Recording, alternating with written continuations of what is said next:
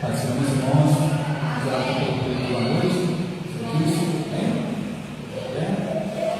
Senhor, meu Pai, queremos salvar para a pastora Dilson, para que a minha palavra, meu Pai, se preparou, Senhor, preparou o seu coração também para cantar, ministrar essa palavra, e nós vamos aprender, meu Pai, mais de Ti, Pai, para podermos receber a Tua palavra, Pai, ficou grave, Pai, e ainda que tenha algum tipo de correção, Pai, vamos aprender a ser melhores do que hoje, Pai. Muito obrigado por tudo. Abençoe, Pai, agora este momento para dar a Tua palavra, em nome de Jesus. Amém.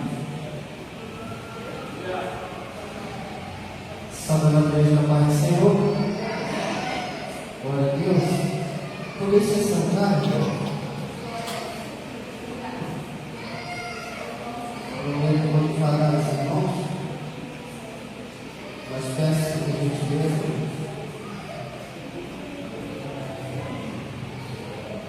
Abro as vossas Bíblias em Apocalipse,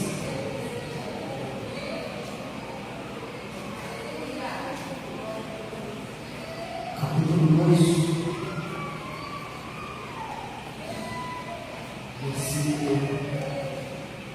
versículos 4 e 5, uma passagem bastante conhecida em nosso meio.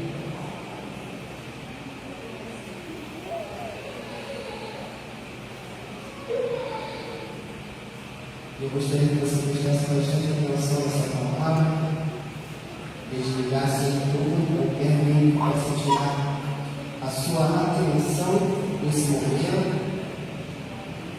deixasse de lado as conversas, pois o Senhor tem algo para falar contigo nesta noite. Amém? Quem achou, diga amém. Todos acharam? Lá está, irmãos? Achou? Lá está? Diz assim: tenho, porém, contra ti que abandonaste o teu primeiro amor. Explicar. E agora o versículo 5 diz assim: lembra-te, pois, de onde caíste, arrepende-te e volta à prática das primeiras obras. E se não venho a ti, e moverei no seu lugar o teu candeeiro, caso não te arrependas. Tens, contudo, a teu favor que odeia as obras dos nicolaítas, as quais eu também odeio. Quem tem ouvido, ouça o que o Espírito diz às igrejas.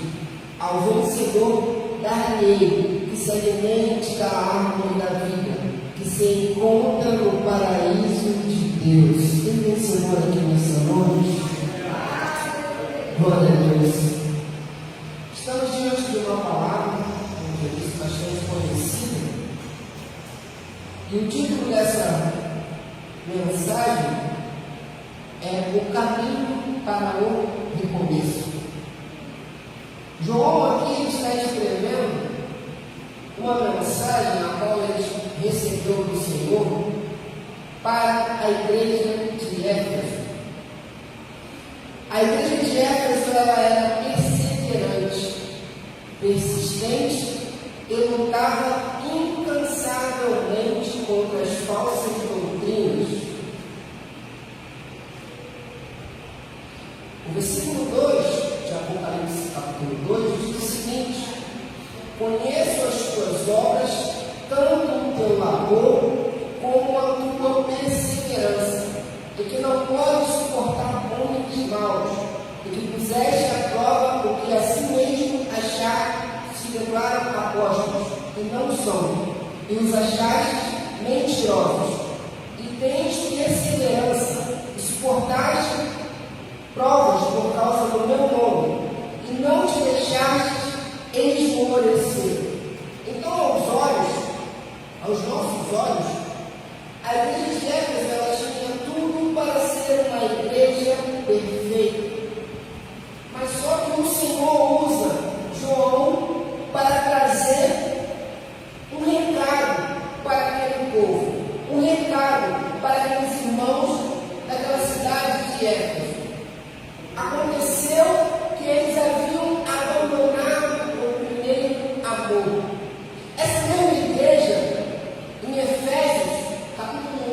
versículo 15 e 16, o apóstolo Paulo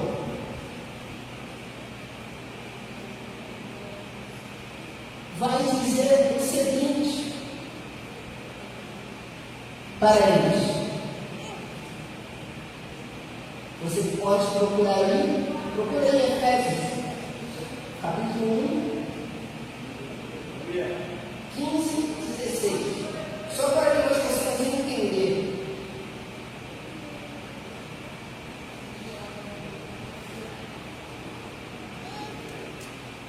O capítulo 1, ele tem um subtítulo que fala sobre a posição dos cristãos. Ele começa no versículo 3, o apóstolo falando sobre os escolhidos e selados. E o versículo 15 e 16, ele dá as seguintes afirmações. Por isso também eu tenho ouvido a fé que há entre vós do Senhor Jesus, e o amor para com todos os vossos, com todos os santos. Não cesso de dar graças por vós, fazendo menção de vós nas minhas orações. Glória a Deus.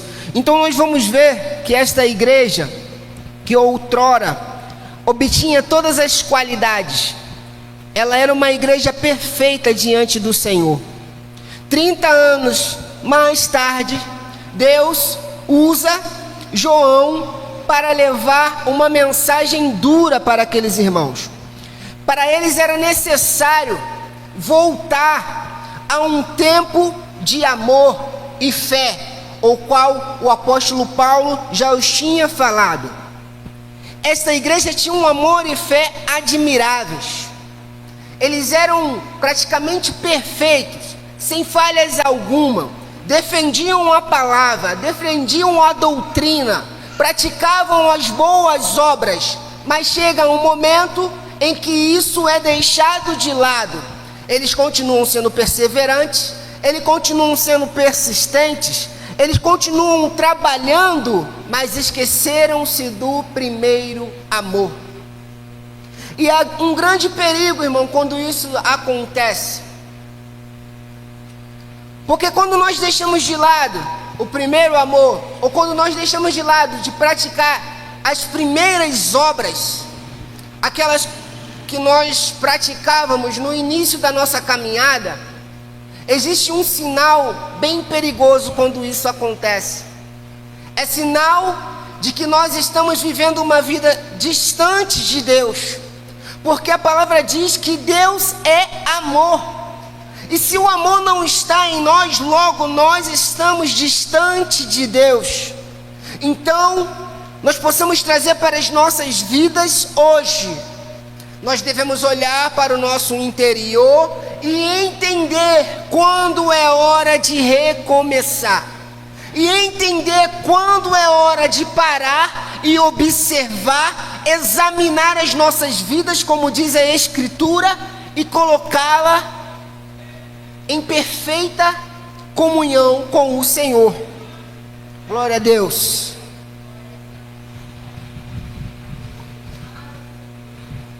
Então a igreja de Éfeso, ela era uma igreja perfeita. Cumpria todos os requisitos de uma igreja que tinha tudo para dar certo. Mas com o passar dos tempos, coisinhas que foram acontecendo dentro da igreja, eles foram abandonando o primeiro amor.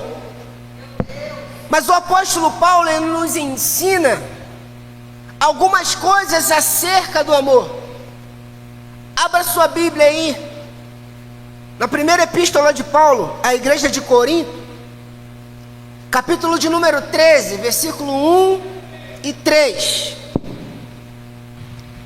para que nós possamos entender aquilo que o Senhor quer falar conosco nessa noite.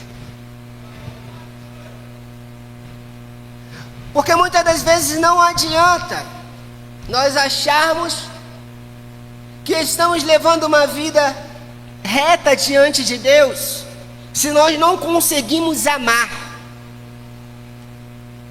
O versículo 1 diz o seguinte: ainda que eu falasse a língua dos homens e dos anjos, Se não tiver amor, ele dá ênfase. Ele coloca esta palavra entre duas vírgulas. Se eu não tiver amor, serei como um bronze que soa ou como um símbolo que retine. Se eu não tiver amor, eu perco a minha utilidade. Porque ele dá a referência desses objetos. E diz mais: ainda que eu tenha o dom de profetizar e conheça todos os mistérios e toda a ciência, ainda que eu tenha tamanha fé, a ponto de transportar montes, se não tiver amor, nada serei. Versículo 13, ele vai continuar dizendo: e ainda que eu distribua todos os meus bens entre os pobres, e ainda que eu entregue o meu próprio corpo para ser queimado, se não tiver amor, isso de nada me adianta. Então não adianta, irmão, você demonstrar no exterior atitudes de amor com o teu próximo, atitudes de amor com a tua família, sendo que muitas das vezes nós acabamos fazendo isso até para aparecer para alguém, até para que uma pessoa olhe e veja: nossa, ele pratica tantas boas obras, faz tão bem. Mas o Senhor conhece o nosso coração, Ele sabe o que há dentro do nosso interior. Então você pode profetizar, você pode falar em línguas, você pode ter uma fé tamanha que você ore e pessoas sejam curadas, que você pregue e pessoas sejam restauradas, renovadas, mas se não tiver amor, você não é nada. Mas pastor, hoje é uma quinta de avivamento, o que isso tem a ver? Tudo. Porque não tem como ter uma vida avivada se nós não formos reestruturados na palavra. E a palavra de Deus vai dizer: ame ao Senhor teu Deus e também ame o teu próximo como a ti mesmo. Então não adianta praticar todas as outras obras e esquecer do amor. Sem o amor nós somos pessoas inválidas, pessoas rancorosas, pessoas que não têm compaixão com o seu próximo. Então é tempo, irmãos, de nós recuperarmos isso dentro de nós, de dizermos para o Senhor: Deus, eu não consigo amar tal pessoa, eu não consigo ter compaixão de mais ninguém, Senhor. Eu não sei o que está acontecendo dentro de mim. Porque enquanto nós estamos aqui, nós estamos vivendo que o Senhor tem nos permitido viver, ainda há esperança de você ter uma vida de conserto com o Senhor. Se você quer ter uma vida avivada, se você quer ter uma vida cheia da presença de Deus, talvez você tenha buscado tantas coisas e não tenha recebido, porque tem faltado amor dentro do teu coração, irmão. Porque é isso que a palavra vai nos dizer, que ainda que nós possamos falar todas as línguas que existem, falamos as línguas dos anjos, se nós não tivermos amor, nós somos pessoas inúteis. Desculpa o teor da palavra, mas nós temos que ser retos, nós temos que ser pessoas sérias quando nós estamos aqui diante do altar, porque nós estamos trazendo palavras que vêm para tocar na tua vida.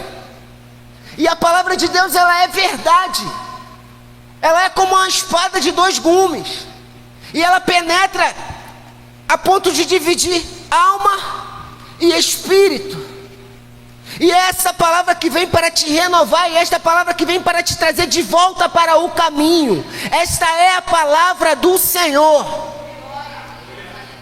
Glória a Deus. Então nós temos mais um exemplo, agora em Mateus, Jesus falando, abre aí, Mateus 19, versículo 16,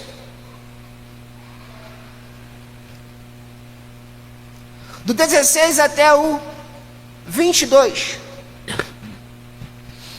esta palavra fala sobre o jovem rico, nós conhecemos bastante, todos acharam? Amém? E diz assim, então esse é o segundo exemplo de que nós devemos ser pessoas amorosas com os nossos próximos. Diz o seguinte, Mateus 19, 16, e eis que alguém, aproximando-se de Jesus, lhe perguntou, mestre, que farei de bom para alcançar a vida eterna? Jesus respondeu, por que você me pergunta a respeito do que é bom? Bom, só existe um. Mas se você quer entrar na vida eterna, guarda os mandamentos. E ele lhe perguntou, quais? Jesus respondeu, não mate, não cometa adultério, não furte, não dê falso testemunho. E o jovem disse, tudo isso tenho observado. E o que me falta, Senhor? Jesus respondeu, se você quer ser perfeito, ainda te falta uma coisa. Vá, venda todos os seus bens, dê o dinheiro aos pobres, e você terá um tesouro nos céus. Depois, venha e siga-me. E o 22 diz o seguinte, mas o jovem, ouvindo esta palavra, retirou-se triste, porque era dono de muitas propriedades. Então nós vamos ver que mais neste exemplo, a importância do amor. Aquele jovem, ele chega para Jesus e ali no seu pensamento, ele já era uma pessoa perfeita. Ele já cumpria todos os mandamentos. Mas Jesus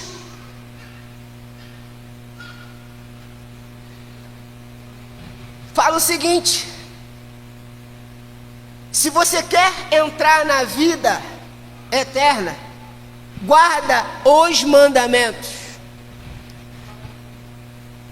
E ali ele enumera cerca de 5 mandamentos. E o jovem olha, tá bom, André. Não mato, não roubo, não adultero, não cometo nenhum tipo de crime, não falo mal de ninguém. Tô tranquilão para ir para o céu. Então Jesus, sabendo, conhecendo o coração daquele jovem,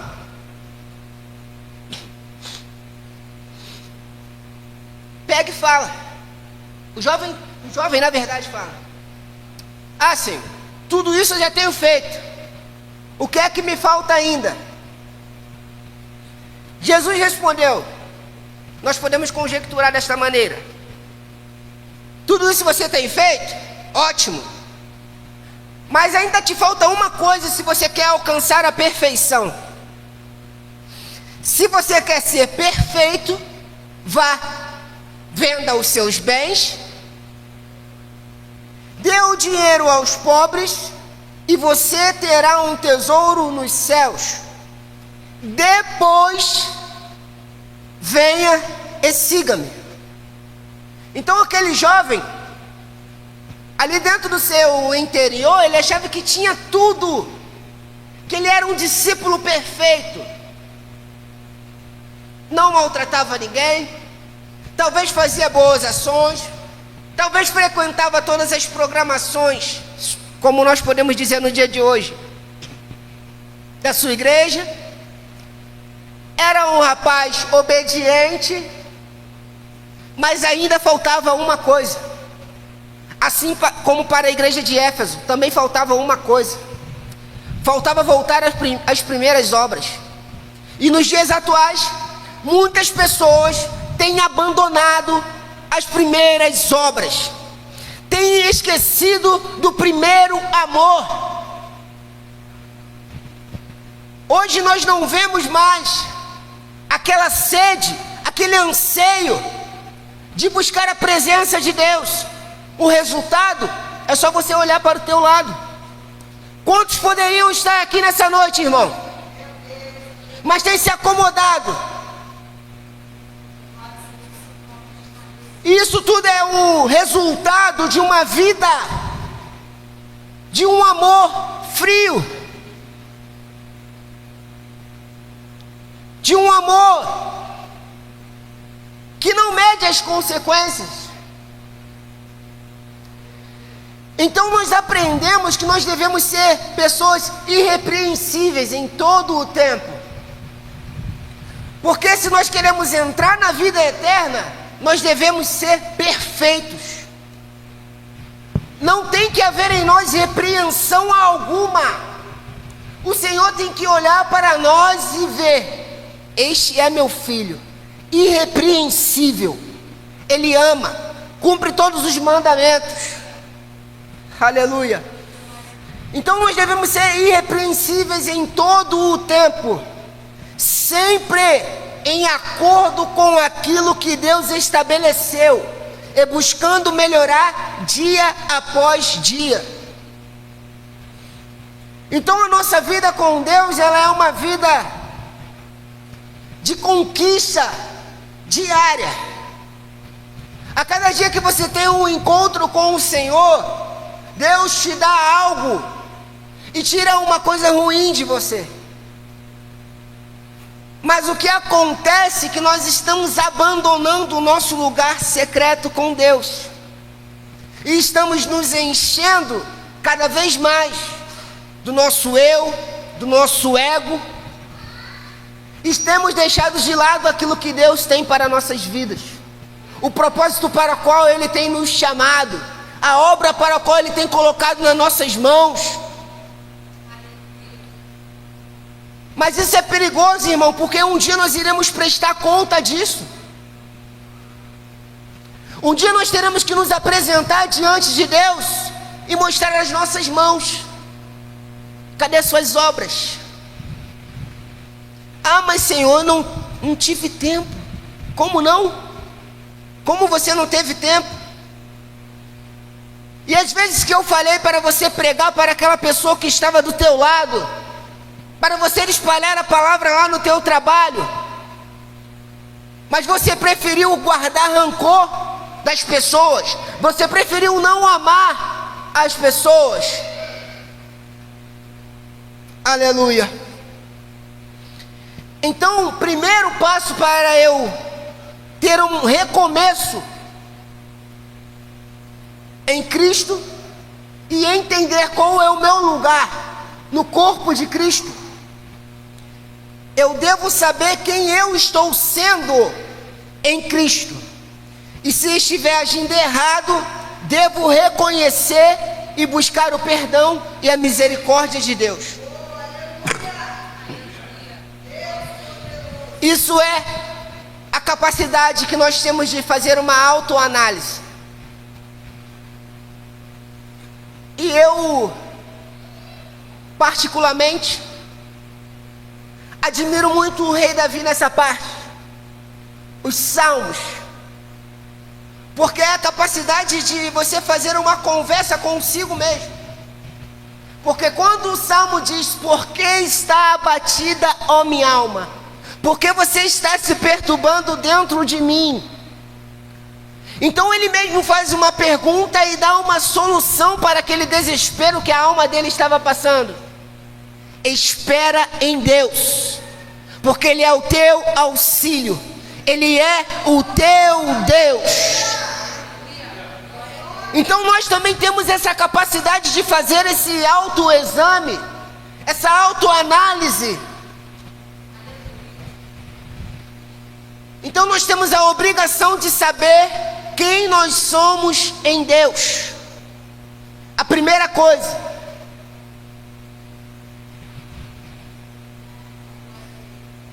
Então existem muitas causas que podem nos afastar de Deus, que podem esfriar o amor que nós sentimos por Deus. A primeira dela, o pecado. É a única coisa capaz de fazer separação entre o homem e Deus. O pecado.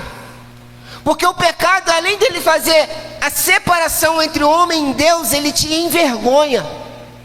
Ele diz para você que você é incapaz, que você não é merecedor da graça, da misericórdia divina. E a outra coisa é a perca do amor. Consequentemente, o pecado vai te afastar de Deus e você vai perder o amor, vai perder o temor.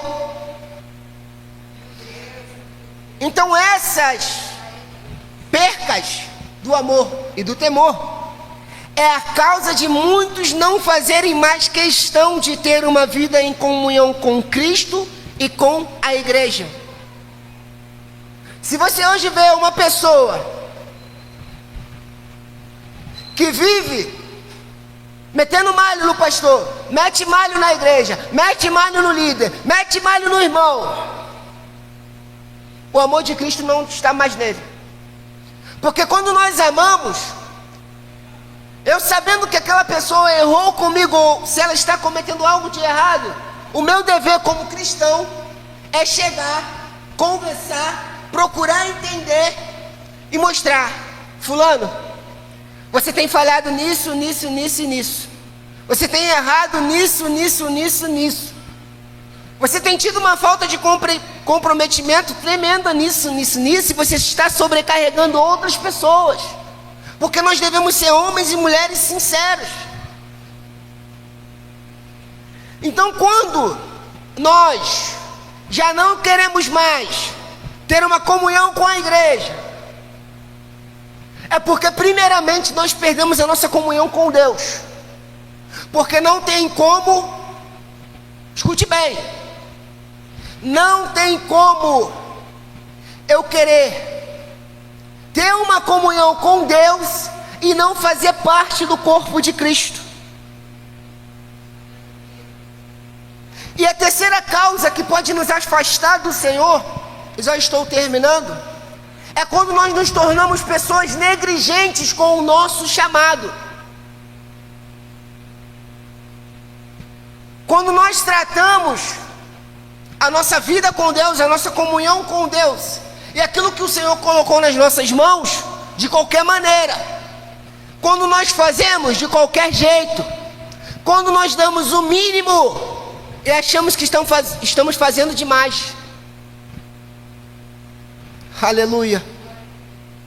Então, quando isso está acontecendo, é necessário voltar à prática das primeiras obras. E Deus está de braços abertos a todo tempo, porque enquanto há vida, ainda há esperança. Morreu, segue-se o juízo. Morreu, aquilo que você fez, aquele tipo de vida que você leva, vai determinar o lugar para onde você vai. Porque muitas pessoas hoje em dia já não acreditam mais em céu e inferno. Ah, morri, irmão, acabou. A matéria fica aí, o espírito não sei. Já não acreditam mais. Já não tem mais a consciência de que se você tiver uma vida negligenciada, uma vida de pecado, uma vida sem temor, sem amor, você vai para o inferno. E muitas igrejas têm parado de pregar isso nesses dias, com medo de perder pessoas, membros, dízimo, ofertas, sendo que nossa missão é alertar o povo, e a cada dia mais procurar trazê-lo para próximo do Senhor.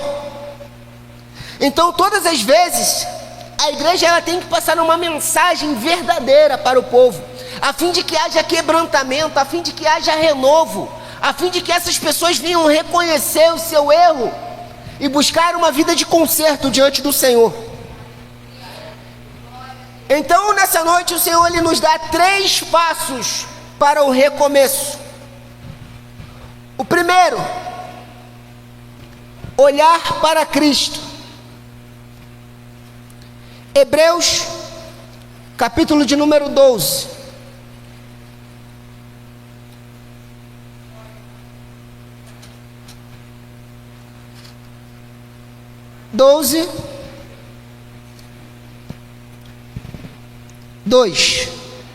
Diz assim: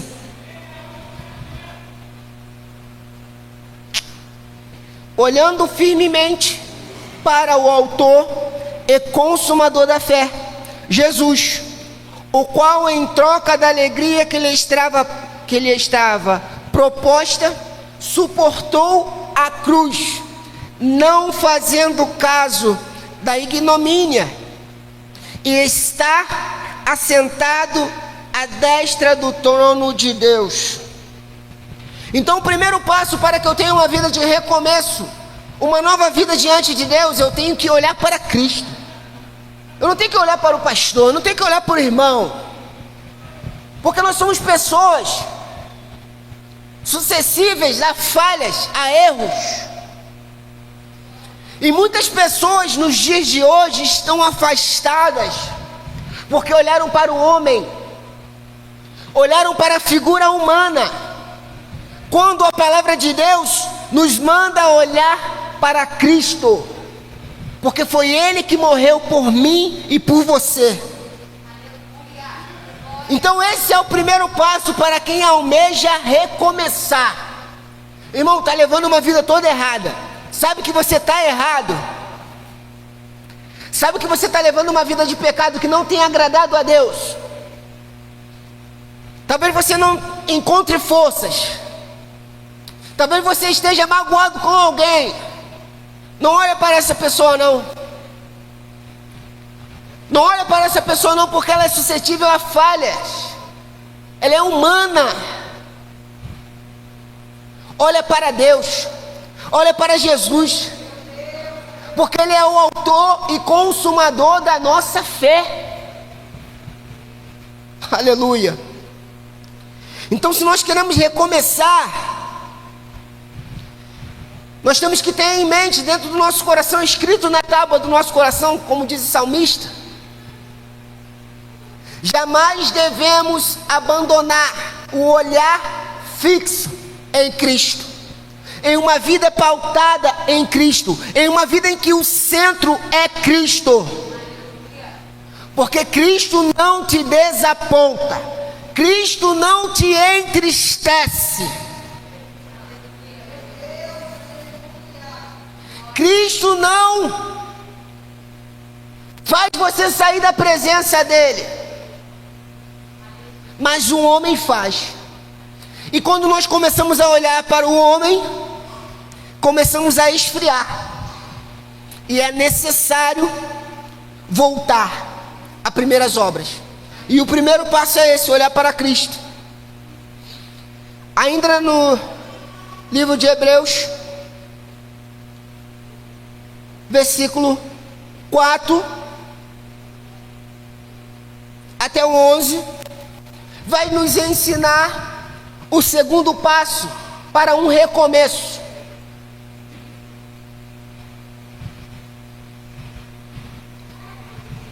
Primeiro passo, olhei para Cristo, entendi que Ele é o autor e consumador da fé. Por Ele, por meio dEle, para Ele são todas as coisas. Que eu devo olhar para Cristo, minha visão tem que estar fixa em Cristo. Segundo, reconheço o meu erro e aceito a correção. Versículo 4 vai dizer: ora, na vossa luta contra o pecado ainda não tendes resistido até ao sangue, e estáis esquecido da exortação que, como a filho, discorre convosco. E diz assim: filho meu, não menospreze a correção que vem do Senhor, nem desmaies quando por Ele és reprovado. E o versículo 6 ele vai nos dizer: Porque o Senhor corrige a quem ama, e açoita a todo filho a quem recebe. É para a disciplina que perseverais. Deus vos trata como filhos. Pois que filho há que o pai não corrige? Mas, se estáis sem correção, de que todos se têm tornado participantes, logo sois bastardos, e não filhos. Além disso, tínhamos os nossos pais segundo a carne, que nos corrigiam, e os respeitávamos. Não havemos de estar em muito maior submissão ao Pai espiritual, e então viveremos? Pois Ele nos corrige por pouco tempo, segundo melhor lhes parecia.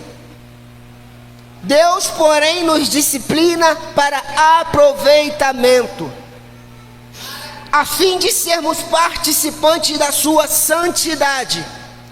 E o versículo 11 vai dizer: toda disciplina, com efeito, no momento não parece ser motivo de alegria, mas de tristeza. Mas com o passar do tempo, entretanto, ela produz fruto pacífico aos que têm sido por ela exercitados, e são eles fruto de justiça. Então, quando eu reconheço o meu erro, e aceito a correção de Deus, e aceito a palavra de Deus sobre a minha vida, me colocando sobre um caminho reto, plano, perfeito, segundo a vontade de Deus. Deus, Ele nos corrige para aproveitamento. Então isso significa que ninguém é desprezável para o Senhor. Pode ser a pessoa mais pecadora do mundo, o traficante mais perigoso. Deus tem correção para ele, mas é para aproveitamento, é para tirar dos tráficos de drogas e colocar em cima do altar pregando a palavra, é para tirar do meio da boca de fumo, dos prostíbulos, e usar como servo na presença de Deus. Esse é o aproveitamento que o Senhor tem para as nossas vidas, e por isso que Ele quer que nós sejamos pessoas retas, consertadas, de uma vida digna, em santidade, diante da presença dEle. Então a disciplina de Deus é uma forma dEle nos colocar novamente no caminho correto. É uma demonstração do seu amor por nós. E o versículo 11, ele exemplifica muito bem isso. Que ele diz que toda disciplina com efeito no momento não parece ser de motivo de alegria.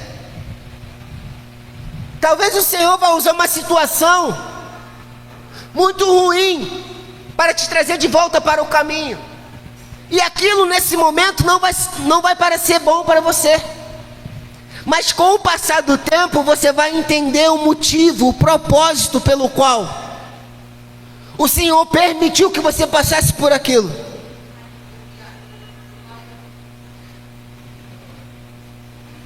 Com o passar do tempo, entretanto, essa disciplina, a correção que Deus te dá, ela produz fruto de paz, irmão. Então, se você era uma pessoa atribulada de espírito, o Senhor te corrige, te coloca novamente no caminho correto, e começa a nascer dentro de você frutos pacíficos, frutos de justiça. E tudo isso acontece quando nós reconhecemos o nosso erro e aceitamos passar pela correção do Senhor. O versículo 6, ele diz que o Senhor corrige a quem ama, e Ele também açoita a todo o filho a quem recebe. Então toda a correção de Deus é para reaproveitamento. Toda a correção de Deus é para te mostrar que você não é descartável, que você não é jogado fora, Aleluia. Então o terceiro passo para que nós tenhamos uma vida de recomeço é o mais corajoso. É recomeçar, se colocar de pé, ainda que esteja fraco. Hebreus 12, versículo 12 ao 14, diz: a direção da vida, a epígrafe. Por isso, reestabelecei as mãos descaídas e os joelhos trôpegos, e fazei caminhos retos para os pés, para que não se extravie o que é manco, antes seja curado. E o 14 vai falar: segui a paz com todos e a santificação, sem a qual ninguém verá o Senhor. Então, para uma vida de recomeço, eu tenho que ter coragem, primeiramente, em buscar restabelecer as mãos fracas, os joelhos fracos, as mãos que nós usamos para fazer a obra do Senhor, os joelhos que nós usamos para dobrar dentro da nossa casa, dentro do nosso quarto, que é a forma de quebrantamento, de nos humilharmos perante o Senhor.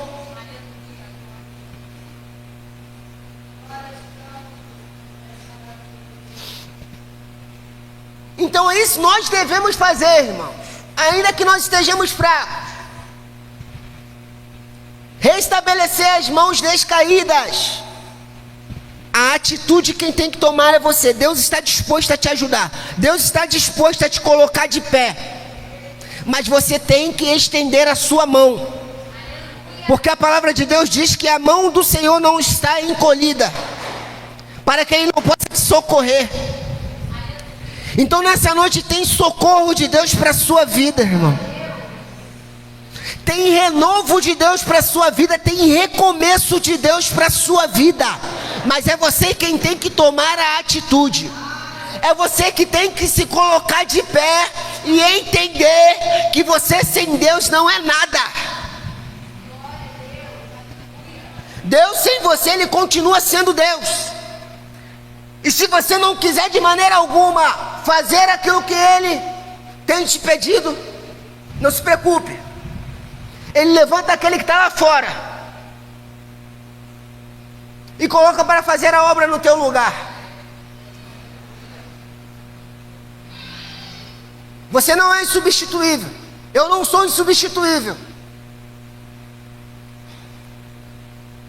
Então nós temos que recomeçar, a atitude, a coragem de recomeçar, ainda que estejamos sem força. Está sem força? Levanta a mão e pede a Ele o renovo, o refrigério. Dobra o teu joelho, não tem palavras para orar, dobra o joelho e chora, porque Ele quer te fortalecer. E o terceiro conselho, o segundo conselho, melhor dizendo, está no versículo 13. Então a palavra está dizendo que nós devemos restabelecer, colocar no lugar as nossas mãos, que estavam descaídas, e os joelhos trôpegos. E nós devemos procurar caminho reto para os nossos pés. E a Bíblia, ela nos apresenta uma cosmovisão, uma visão de mundo. E se eu tenho que fazer um caminho reto para os meus pés, eu tenho que entender que só existe um caminho. E esse caminho se chama Jesus. Porque em sua própria palavra Ele vai dizer que eu sou o caminho, sou verdade e também sou vida. Glória a Deus. Então nós devemos fazer caminho reto para os pés, para que os nossos pés não se extraviem, não se perca.